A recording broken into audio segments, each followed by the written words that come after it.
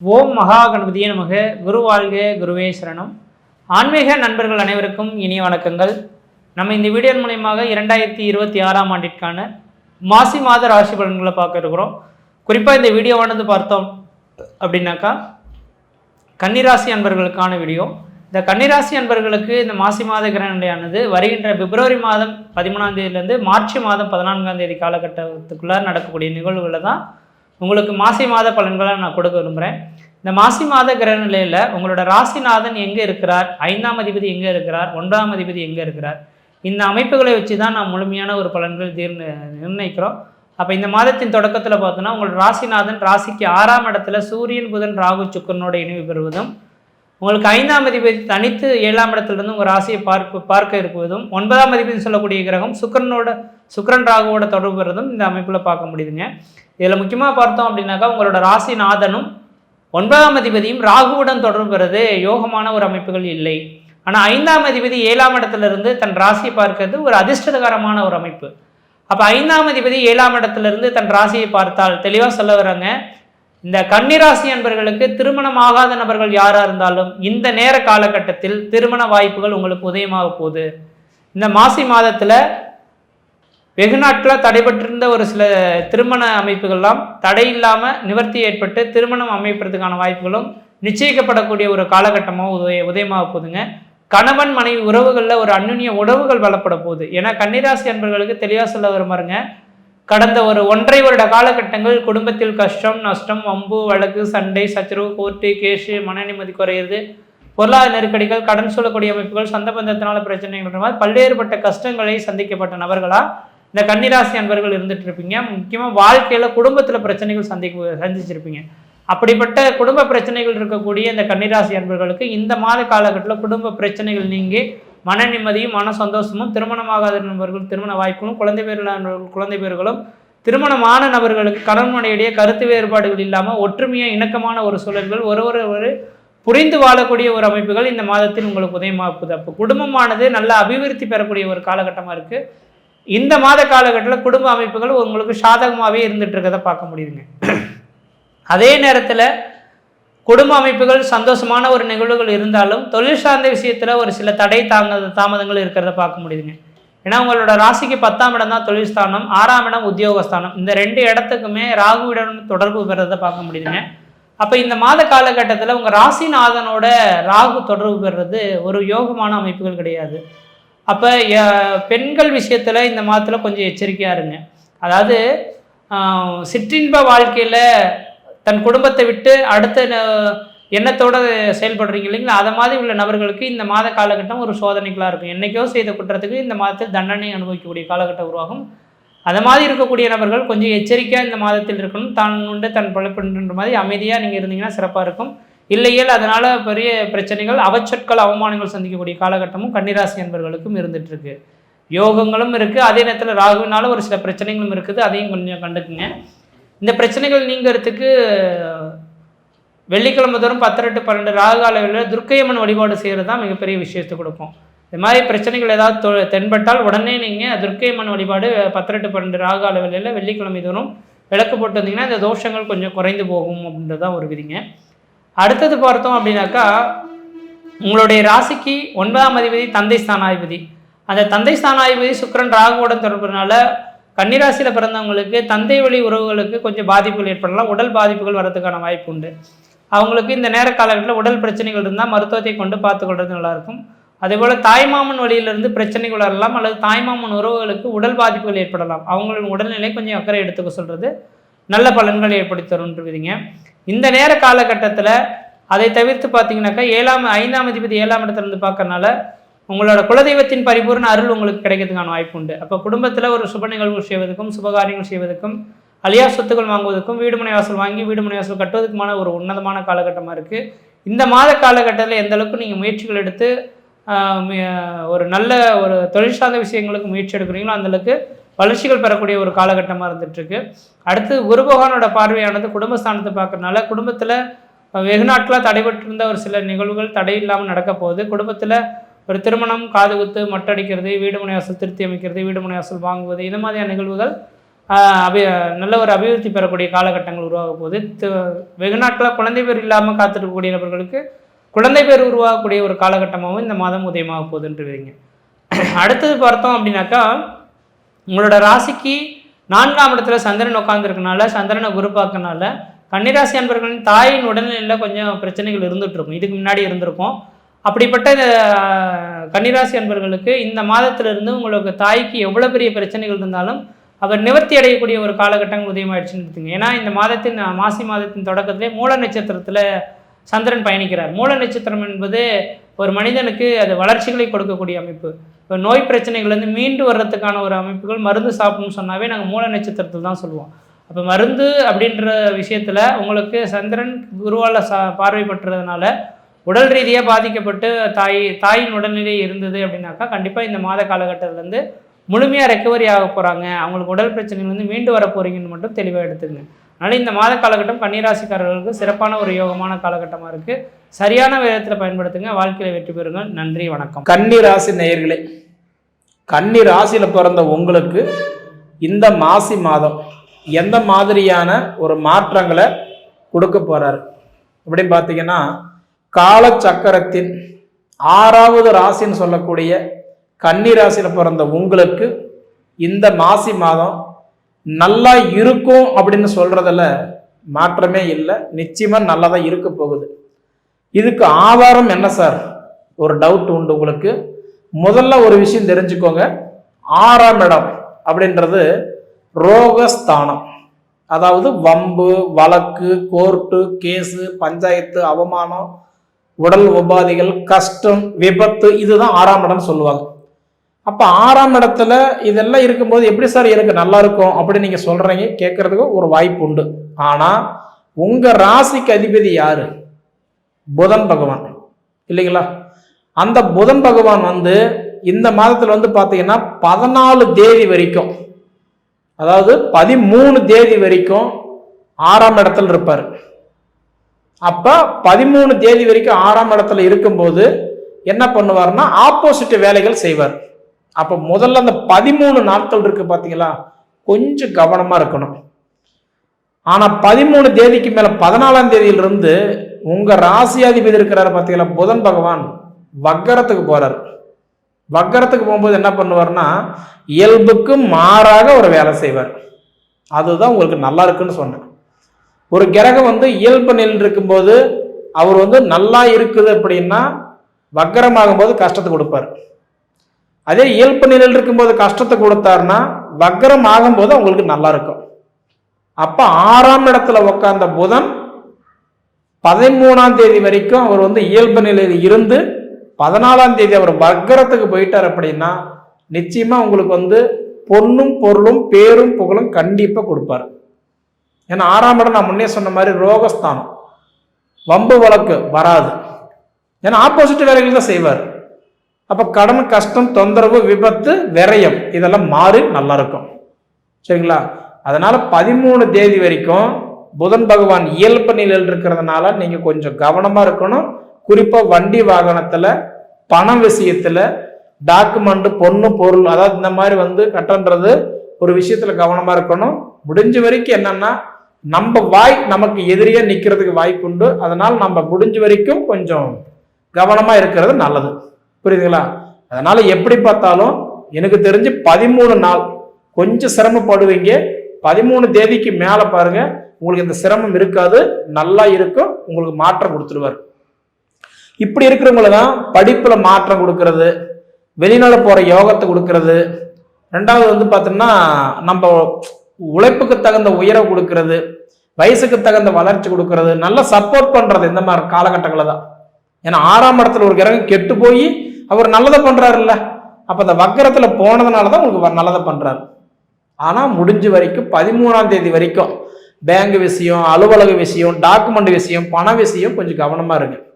13ஆம் தேதிக்கு மேல ஆட்டோமேட்டிக்கா உங்களுக்கு வர வேண்டியது கண்டிப்பா சேரும். இந்த இடம் வித்தாதான் நம்மளால ஜமாளிக்க முடியும் அப்படி நினைக்கிறவங்களுக்கு அந்த வாய்ப்பு கொடுப்பாரு. மண்மனை வாங்கலாமா, கட்டலாமா, கிரகப்பிரவேசம் பண்ணலாமா, புதுப்பிக்கலாமா, ஆல்ட்ரேஷன் பண்ணலாமா நினைக்கிறவங்களுக்கு நல்ல பலன்களை கொடுத்துருவார். சரிங்களா? அதனால எப்படி பார்த்தாலும் எனக்கு தெரிஞ்சு உங்களுக்கு அந்த 13 நாள் நல்லா இல்லைன்னா கூட 14ஆம் தேதியிலிருந்து வக்கரம் அடைகிற காலம் நிச்சயமா உங்களுக்கு நல்லாவே இருக்கும். சரிங்களா? அதே சமயத்தில் அந்த 6ஆம் இடத்துல இன்னைக்கு வந்து பார்த்துட்டீங்கன்னா புதனோட யார் இருக்கிறாங்கன்னா மாத கிரகம்னு சொல்லக்கூடிய சூரியன் இருக்கிறார். அசுர குரு சொல்லக்கூடிய சூரியன் இருக்கிறார். அப்ப இந்த மாசம் 1ஆம் தேதியிலிருந்து 30 தேதி வரைக்குமே சூரியன் 6ஆம் இடத்துல தான் இருப்பார். அப்ப என்ன பண்றாரு, உங்களுடைய ராசிக்கு அதிபதி புதன் போய் அந்த சூரியன் பார்க்கறதுனால புதன் ஆதித்ய யோகம் அந்த வீட்டில் ஏற்படுது. அதனால இந்த மாதம் 1ஆம் தேதியிலிருந்து கிட்டத்தட்ட பார்த்தீங்க அப்படின்னா 30 நாளுமே உங்களுக்கு அந்த சூரியன் உங்களுக்கு அந்த இடத்துல நல்லா வேலை செய்வார். அப்படிங்கும்போது என்ன பண்ணுவார், படிப்புக்கு தகுந்த வளர்ச்சி கொடுப்பார். ஆசைப்பட்டு போன வேலை கிடைக்காம கிடைச்ச வேலையை ஆசைப்பட்டு செய்துட்டு இருப்பீங்க, அவங்களுக்கெல்லாம் மாற்றத்தை கொடுப்பார். அப்போ தொழில் மாற்றங்கள் ஏற்படும். ரெண்டாவது குடுக்கல் வாங்கல சில மாற்றங்கள் பார்க்கலாம். பொதுவாக பார்த்துட்டீங்க அப்படின்னா ரொம்ப நாளைக்கு முன்னாடி கொடுத்து வச்சிருந்த பணமோ சொத்தோ பொண்ணோ பொருளோ பேரோ புகழோ கண்டிப்பாக உங்களுக்கு தேடி வரும். சரிங்களா? அவர் கூட தனிச்சு இல்லாம சுக்கிரனும் உட்கார்ந்துருக்கிறார். திடீர் அதிர்ஷ்டத்தை கொடுக்கக்கூடிய சுக்கிரன் இருக்கிறார். அந்த சுக்கிர பகவானும் பார்த்தீங்க அப்படின்னா உங்களுக்கு எத்தனை தேதி வரைக்கும், 17 தேதி வரைக்கும் அவர் அதே உங்களுக்கு 6ஆம் இடத்துல தான் இருப்பார். சரிங்களா? அப்ப முதல்ல பார்த்தீங்க அப்படின்னா இன்னைக்கு வந்து 14ஆம் தேதி புதன் வக்கரத்துக்கு போயிடுவாரு 6ஆம் இடத்துல. அதுக்கப்புறம் 17ஆம் தேதி சுக்கிரன் வந்து கும்பராசியிலிருந்து மீன ராசிக்கு போயிடுவாரு. அப்ப மீன ராசிக்கு போகக்கூடிய சுக்கிரன் என்ன பண்ணுவாருன்னா உச்சம் அடைஞ்சிருவாரு. அற்புதமான வாய்ப்பு. அப்போ உங்களுக்கு திருமணம் வரணும்னு பார்த்துட்டு இருக்கிறவங்களுக்கு எல்லாத்துக்குமே எப்ப நல்லா இருக்குது, 16ஆம் தேதி சுக்கிரன் போய் மீன ராசிக்கு போயிட்டாருன்னா 17ஆம் தேதியிலிருந்து அந்த 13 நாள் இருக்கு பாத்தீங்களா, திருமணம் வரன் பார்க்கக்கூடிய கன்னிராசிக்காரங்களா இருந்தீங்கன்னா நிச்சயமா உங்களுக்கு 17ஆம் தேதியிலிருந்து உங்களுக்கு திருமணம் வரன் கண்டிப்பா உங்களுக்கு தேடி வரும். ஒரு பொண்ணு கேட்டிருப்பீங்க, ஒரு மாப்பிள்ளை பார்த்துட்டு போயிருப்பாங்க. கண்டிப்பா அவங்க வந்து யோசிச்சு சொல்றேன், பேசிட்டு சொல்றேன், கொஞ்சம் காலதாமதம் பண்ணியிருப்பாங்க. அந்த மாதிரி வாய்ப்புகள் எல்லாம் இப்ப தேடி வரத்துக்கு ஒரு வாய்ப்பு உண்டு. சரிங்களா? அப்ப எனக்கு தெரிஞ்சு அதாவதுன்றது முதல்ல புதன் பகவான் வக்கரம் ஆயிட்டாருன்னா உங்களுக்கு நல்லது பண்ணுவாரு. சுக்கிர பகவான் உட்கார்ந்த வீட்டுக்கு நல்லது பண்றாரு. அடுத்தது போகக்கூடிய வீட்டுக்கு போய் யோகத்தை கொடுக்குறாரு. இப்போ பொதுவாக கன்னிராசிக்காரங்களுக்கு வண்டி வாங்கணும், காரு வாங்கணும், அதாவது தொழில் ஆரம்பிக்கணும், பொதுவாக ஒரு விஷயத்தை செய்யலாமான்னு நினைக்கிறவங்களுக்கு எல்லாமே 17 தேதிக்கு மேல நீங்க செய்யுங்க, கண்டிப்பா அந்த காரியம் வெற்றி ஆகும். ஏன்னா 14ஆம் தேதிக்கு மேல 6ஆம் இடத்துல இருக்கிற சுக்கிரன் 7ஆம் இடத்துல போய் உச்சம் அடைஞ்சிருவார், நல்லா சப்போர்ட் பண்ணுவார். சரிங்களா? இதையெல்லாம் தாண்டி பார்த்தீங்கன்னா செவ்வாய் 5ஆவது வீட்டில் இருக்கிறார். செவ்வாய் பகவான் மங்களக்காரகன் செவ்வாய் 5ஆம் இடத்துல இருக்கும்போது நிறைய பேருக்கு பாருங்க அந்த குழந்தை பாக்கியம் எதிர்பார்த்துட்டு இருப்பாங்க. ஏன்னா குழந்தை பாக்கியம்ன்றது 1000 காலத்து பயிருன்னு சொல்லுவாங்க. ஒரு சிலருக்கு நினைச்ச விட குழந்தை பிறந்துடும். ஒரு சிலருக்கு என்னதான் தேனெல்லாம் பூசி தெருவெல்லாம் உருண்டனாலும் ஒற்றை மண்ணதான் ஒட்டுன்ற மாதிரி தள்ளி தள்ளி போகும். அதனால பாத்தீங்கன்னா உங்களுக்கு புத்திர ஸ்தானத்தை பத்தி எதிர்பார்க்கிறவங்களா இருந்தீங்கன்னா முதல்ல 11 தேதி வரைக்கும் இந்த செவ்வாய் 5ஆவது வீட்டில் இருப்பாரு, புத்திர ஸ்தானத்தில் இருப்பாரு. அதனால 11 தேதிக்குள்ளாரையே சிலருக்கு வந்து இந்த புத்திர பாக்கியம் எல்லாம் நீங்க எதிர்பார்க்கலாம். அதுக்கு உங்க ஜாதகத்துல அந்த பிரார்த்தம் இருந்ததுன்னா, உங்க ஜாதகத்துல இருந்து பிரார்த்தம் இல்லை அப்படின்னா கண்டிப்பா நமக்கு பலமுறை சொல்ற மாதிரி கை கெட்டுறது வாய் கெட்டது, வாய் கெட்டுறது கை கெட்டாது. சரிங்களா? அதே சமயத்துல இப்படி இருக்கும்போது சனி உங்களுக்கு 7ஆம் இடத்துல இருக்கிறார். சனியுடைய பார்வை 3, 7, 10 இந்த 3 வீட்டை பார்ப்பாரு. அப்ப சனி பகவான் 7ஆம் இடமா உங்க ராசி பார்க்கிறார். அப்ப இந்த கன்னி ராசிக்காரங்களுக்கு ஆல்ரெடி பாத்தீங்கன்னா கண்டகச்சனி நடந்துட்டு இருக்குது. கண்டகச்சனி நடக்கிறதுனால என்ன ஆகுது, கோபங்களை குறைச்சிக்கிட்டு அதாவது பொறுமையா கிட்டத்தட்ட வண்டி வாகனத்துல நிதானமா போயிட்டு வந்துகிட்டு இருந்தீங்கன்னா நமக்கு எந்த பாதிப்பும் இல்லை. விரலுக்கு தகுந்த வேக்கு வச்சுக்கோங்க. நம்மளால என்ன முடியுமோ கண்டிப்பா அது மட்டும் செய்யுங்க. உங்களுக்கு இந்த மாதம் நல்லா இருக்கும். இது போக உங்களுக்கு வந்து குரு 10ல் இருக்கிறாரு. குரு 10ல் இருந்தா 10ல் குரு இருந்தால் பதவி கூட பறிபோகும்ட்டான். அப்ப 10ல் குரு இருக்கும்போது நல்லது நடக்காது இல்லையா அப்படின்ற கேள்விக்கு நீங்க வருவீங்க. ஆனா இந்த மாசம் உங்களுக்கு நல்லது நடக்கும். ஏன்னா இந்த மாசம் 27ஆம் தேதி வரைக்கும் குரு வந்து வக்கரத்தில் இருக்கிறார். ஒரு கிரகம் வக்கரத்தில் இருக்கும்போது என்ன பண்ணுவார்னா இயல்புக்கு மாறாக ஒரு வேலை செய்வார். சரிங்களா? அதனால எப்படி பார்த்தாலுமே எனக்கு தெரிஞ்சு இப்ப குரு வந்து வக்கரத்தில் இருக்கும்போது இந்த மாசம் 27 தேதி வரைக்கும் உங்களுக்கு வந்து திருமண தடைகள் இருந்தா உங்க ஜாதகத்துல பாருங்க 2, 4, 7, 8, 12 செவ்வாய் இருந்தால் தடையாகிறதுக்கு வாய்ப்பு உண்டு. 1, 2, 7, 8 ராக்கேது இருந்தா தடையாகிறதுக்கு வாய்ப்பு உண்டு. 7ஆம் இடம் 8ஆம் இடத்துல சனியோ சுக்குர்னு இருந்தா தடையாகிறதுக்கு வாய்ப்பு உண்டு. ஏன்னா உங்க ஜாதகத்துல குறை வச்சுக்கிட்டு பொது பலன்ல எனக்கு நல்லது நடக்கல எப்படி நல்லது நடக்கும்? பொதுவாக ஒவ்வொருத்தர் பாருங்க கஷ்டப்படுவாங்க, அவங்களுக்கு அந்த உழைப்புக்கு தகுந்த பலன் கிடைக்க நல்லா இருப்பாங்க. ஒரு சிலர் சோம்பேறித்தனம் பட்டுக்கிட்டு எந்த வேலைக்கும் போகாம, அதாவது நம்ம திறமைக்கு தகுந்த வேலை செய்யாம கஷ்டப்பட்டுட்டு இருப்பாங்க. அப்ப சொல்றவங்க எல்லாம் நீங்க சொல்றீங்க நல்லாதான் சொல்றீங்க, ஆனா எனக்கு நல்லா இல்லையே அப்படின்ற கேள்வி வரும்போது நம்ம திறமை என்ன, நம்ம டேலண்ட் என்ன, நம்ம ஜாதகத்துல என்ன தொழில் செஞ்சா நல்லா இருக்கும், எப்படி போனா நல்லா இருக்கும், நம்ம ராசி எண் எப்படி, விதி எண் எப்படி, நம்மளோட கோச்சாரம் எப்படி, இதெல்லாம் தெரிஞ்சுக்கிட்டு அதுக்கு தகுந்த மாதிரி நீங்க டிராவல் பண்ணீங்கன்னா நிச்சயம் சொல்றேன் நீங்களோட வாழ்க்கை சூப்பரா இருக்குன்றதுல மாற்றமே இல்லை. எப்படி பார்த்தாலும் எனக்கு தெரிஞ்சு முதல்ல பாத்தீங்கன்னா ஒரு 13 நாள் தான் உங்களுக்கு கொஞ்சம் நல்லா இல்லையே தவிர, அது அடுத்தடுத்தது பாருங்க உங்களுக்கு நல்லா சப்போர்ட் பண்ணக்கூடிய இடத்துல இருக்கிறதுனால நிச்சயமா நல்ல மாற்றங்கள் நடக்கும். நீங்க அதாவது எப்படி சொல்றது அப்படின்னா, உங்க ஜாதகத்தை பார்த்துட்டு அதுக்கு தகுந்த மாதிரி நீங்க மூவ் பண்ணி போனீங்கன்னா நீங்க எடுத்து வைக்கிற ஒவ்வொரு அடியுமே இந்த மாதம் உங்களுக்கு வெற்றியா இருக்குன்றதுல மாற்றமே இல்லை. நீங்க அனுபவிச்சு பார்த்து சொல்லுங்க. சரிங்களா? சரி நேயர்களே, உங்க பொன்னான நேரத்தை ஒதுக்கி இவ்வளவு நேரம் என்னோட காணொலியை நீங்க முழுமையா பார்த்ததுக்கு மனசுல இருந்து கேட்டுக்கிறேனுங்க. நன்றி. அடுத்து நாம் காண இருப்பது கன்னி ராசி. கன்னி அதாவது தாய்மை, உண்மை, உண்மைக்கு புறம்பானவை, மெய்மை, எடுத்துக்காட்டானவை, பேச்சு, செயல், மூர்த்தி, இது எல்லாத்துக்குமே முன்னின்று தர்மத்தோட தன் ஆர்வ தொண்டோட மிக அன்போட பண்போட பரிவட்டத்தோட கொடுக்கக்கூடியதுதான் கன்னி. அதுக்கு தான் கன்னின்னு வச்சுருக்காங்க. அதைத்தான் நிலராசியாக வச்சுருக்காங்க. என்னன்னு தெரியல, முன்னோர்கள் அப்படி வச்சுருக்காங்க. எதை செஞ்சாலும் கிராமத்தில் சொல்லுவாங்க, என்னடா எருமையில் மழை பெஞ்ச மாதிரி உட்காந்துருக்குன்பாங்களே, அது கொஞ்சம் கன்னிக்கு கொஞ்சம் சேரும். ஏன்னா கன்னி மட்டும் இல்லை, கன்னியும் சேரும், அந்த மகரமும் சேரும். அதே சமயத்தில் ரிஷபமும் நிலம் தானே. பாருங்களேன், 3 ராசி நிலம்தான்.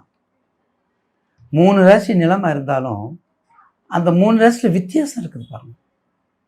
அந்த கன்னிக்கு மட்டும்தான் அந்த பொருத்தங்கள், அதனுடைய விருத்தங்கள், அதனுடைய தன்மைகள், அதனுடைய பெருமைகள் மிக மிக அதிகம். ஏன் அப்படி? உபய லக்கணம், உபய ராசி, அதில் இருக்கக்கூடிய நட்சத்திர விதி, நட்பு கிரகங்கள். நட்சத்திர விதி முக்கியம். நட்சத்திரத்தை பற்றி உங்களுக்கு சனிப்பயிற்சியில் நிறைய விளக்குறேன். வரக்கூடிய சனிப்பயிற்சியில் 6 மணியில் வரக்கூடிய இப்போ மாசப்பிறப்பு உங்களுக்கு இந்த மாதத்தில் நீங்கள் செய்ய வேண்டியது, இந்த மாதத்தில் நீங்கள் செய்ய வேண்டியது, இந்த மாதத்துக்குள்ள உங்களுக்கு மகத்தானதை கொடுக்கக்கூடியது. ஏன்னா உங்களுடைய ராசிக்கு கன்னிக்கு சனி பார்வை இருக்கு. அப்போ சனி பார்க்குறாரு, கண்டக சனி பார்த்தோன்னா ஒன்றும் பயப்படவே வேண்டாம். கன்னிராசிக்காரங்களுக்கு ஏற்கனவே நட்சத்திர இதில் நட்பு கிரகம், எல்லாம் தாயா பிள்ளையாக இருக்கிறீங்க. உங்கள் ஜாதகத்தை எடுத்துக்கோங்க. உங்களுக்கு வேண்டிய தொழில் ஐஆர்எஸ், பேங்க், ரயில்வே, எக்ஸாம், நூல் நிலையம், book seller, book, stationery, Crazy, super market, பார்த்தீங்களா, கிரேசி, சூப்பர் மார்க்கெட்டு, தபால்காரர், பேங்க்கு, எஸ்பிஐ பேங்கு, கன்னி தானே, பேங்க்கு தானே. நிலங்கள், நிலப்புலங்கள், ப்ராப்பர்ட்டி டேக்ஸு, பார்த்தீங்களா, property tax, water tax, income tax சம்மந்தப்பட்ட அத்தனை நிர்வாகமும் நீங்கள் தான் சார். கருணையோடு கனிந்து செய்யக்கூடியவங்க நீங்கள். கருணையோடு கனிந்து செய்யக்கூடியவங்க. கருணையோடு கனிந்துன்னு என்ன, புன்முறுவலோடு எதை செஞ்சாலும் கோபம் வராது. கன்னிராசி கும்பலக்கணம், கன்னிராசி மகர லக்கணம், அவங்களுக்காக கோபம் வரும். இந்த ரிஷபம் துலாம் இருந்தால் ஸ்ட்ரெயிட் ஃபார்வர்டாக இருப்பாங்க, கோபமே வராது. கொஞ்சம் செல்ஃபிஷ் இருக்கும். செல்ஃபிஷ் இருந்தானே ஆகணும். அதனால செல்ஃபிஷ் இருக்கும். அதை பற்றி கவலை இல்லை. இருந்தாலும் கன்னிராசி நேயருக்கு வெளிநாடு, அது மட்டும் இல்லை, கும்பலக்கணம் 7, 8 செவ்வாய். இந்த கும்பலக்கணத்துக்கு 8 செவ்வாய் மிக மிக கவனம். விருச்சிக லக்கணத்துக்கு மிதுனத்தில் செவ்வாய் மிக மிக கவனம். போதுமா? இந்த செவ்வாய் தோஷம்லாம் நம்ம ஆள்கள் சொல்லுவாங்க, பார்த்துருப்பீங்க. அப்போ செவ்வாய் தோஷம் சொன்னோம்னா எதில் ரொம்ப முக்கியமாக இருக்கும்னா, எந்த கட்டத்தில் இருந்தாலும் சரி, எந்த லக்கணம் இருந்தாலும் சரி, 7ல் செவ்வாய் இருந்தால் செவ்வாய் தோஷம், 8ல் செவ்வாய் இருந்தால் செவ்வாய் தோஷம். தயவு செய்து வேண்டிக்கிறேன், அப்படி இல்லை. பணிவோட பாத நமஸ்காரம் பண்ணுறேன், அப்படி இல்லை. குறிப்பாக தோஷம், செவ்வாய் தோஷம், கும்பலக்கணம், 7, 8ஆம் இடம், கன்னி செவ்வாய். கடலுடைய ஆழத்தை கண்டுபிடிச்சிடலாம். கன்னி ராசிக்காரிய ஆழத்தை கண்டுபிடிக்காததான் கன்னி செவ்வாய். அது ரொம்ப முக்கியம். அதுக்கு பாருங்க விருச்சகம். விருச்சகத்துக்கு 7, 8 மிதுனம். ஏன் இந்த மிதுனத்தையும் கன்னியும் சொல்கிறோம்னா, அவங்க 2 பேருமே புத்திசாலி, அவங்க 2 பேருமே மூலக்காரவங்க, இவங்க வேலைக்காரவங்க. அதனால தான் இந்த வேலைக்காரனுக்கு மூலக்காரனுக்கு எனக்கு ஜென்ம பகை. அதனால தான் உங்களுக்கு நான் நிறைய சொல்லக்கூடியது அப்படியே ஐயா சொல்கிறீங்க, எங்களுக்கு ரெட்டிப்பு சந்தோஷம் ஐயா. குரு திசையில் புதன் புத்தியோ, புதன் திசையில் குரு புத்தி வந்தால் சரண்டர் ஆக்கி விட்டு. அது என்ன லக்கணம் பண்ணாலும் சரி, நீ எவ்வளவு பூஜை புனஸ்காரம் பண்ணாலும் சரி, எவ்வளோ சாங்கியம் பண்ணாலும் சரி, எவ்வளோ ருத்ரம் பண்ணாலும் சரி, அந்த தாக்கத்தை கொடுக்கும், அந்த தாக்கத்தை கெடுக்கும். அந்த தாக்கத்தினுடைய தன்மைகள் நம்ம சாங்கியத்தில் வேணால் குறைக்கலாமே ஒழிய, கண்டிப்பாக அதை நிவர்த்தி பண்ணுறது அந்த தசாபத்தி முடியும் தொட்டியும் கவனமாக இருக்கணும். எந்த தசாபத்தி? குரு திசையில் புதன் புத்தி, புதன் திசையில் குரு புத்தி. நிறைய கேட்பாங்க, அதற்கு மட்டும் ஏன் அவ்வளோ முக்கியத்துவம் சொல்லுவாங்க? அப்படிப்பட்ட தன்மை வாய்ந்தது கன்னி ராசி. அடுத்து உங்கள் குரு உங்களுக்கு 10ல் இருக்கார், உங்கள் ராசிக்கு 10ல் அற்புதமாக இருக்கார். 10ல் ஒரு பாதி, 10ல் ஒரு பலன், 10ல் ஒரு பாவகிரகம், 10ல் ஒரு நேசக்கிரகம், 10ல் ஒரு அபயக்கிரகம், 10ல் ஒரு சுபக்கிரகம். பார்த்தீங்களா? சுபக்கிரகம் தானே, எல்லாத்துக்கும் ஜெயிக்கக்கூடியவர், எல்லாத்துக்கும் அவரும் கன்னிக்கு பகை தான். அந்த பாவகத்தன்மையை மாற்றாமல் 10ல் இருக்கார்ல, அப்போ உங்களுக்கு செய்வார், கண்டிப்பாக செய்வார், கண்டிப்பாக செய்வார். அதில் மாற்று கருத்து அல்ல. சனி பார்க்குறாரு, உங்கள் வீட்டை சனி பார்க்குறாரு. 6ல் உங்கள் ராசிக்கு 6ல் 4 பேர் அவங்க அடுத்தடுத்து போய்கிட்டே இருப்பாங்க. அப்போ கோச்சாரத்தில் உங்களுக்கு மிக கோச்சார பலன் உங்கள் தசாபத்தியை பார்த்துங்க மிக அற்புதமாக இருக்கும். கோச்சார பலனில் உங்கள் தசாபத்தியை பார்த்துன்னு மிக அற்புதமாக அமையும். அதில் மாற்று கருத்து இல்லைங்க. நிச்சயமாக கன்னிராசினருக்கு அதாவது சக்கரத்தாழ்வார் வழிபாடு, சக்கரத்தாழ்வார் பெருமாள் வழிபாடு, அகோலமூர்த்தி, அகோபிலம், சிறிசைலம், குணசீலம், அகோபிலம், சிறிசைலம், குணசீலம், 108 வைணவ தலங்களில் பெருமாள் தனியாக இருக்கக்கூடிய ஒரே தலம் குணசீலம். நேயர்கள் தெரிஞ்சுக்கணும், குணசீலம். ஏன்னா அந்த நோய்த்தன்மையை குறைப்பதற்கும் நோய்த்தன்மையை எடுப்பதற்கும் மிகப்பெரிய வைத்தீஸ்வரனாக இருக்கக்கூடிய தலம் குணசீலம். ஒரு முறை சென்று வாருங்க. வயிறு வலி பார்த்துக்கோங்க, வயிறு சம்மந்தப்பட்ட வலி பார்த்துக்கங்க, சைன்ஸ் இந்த மாதிரி பார்த்துங்க. சைனீஸ் ப்ராப்ளம் சொல்கிறீங்களா, அதெல்லாம் பார்த்துக்கிட்டா மாசி மாதம் மகத்தான மாதமாக மாறும் என்பதில் மாற்று கருத்து அல்ல.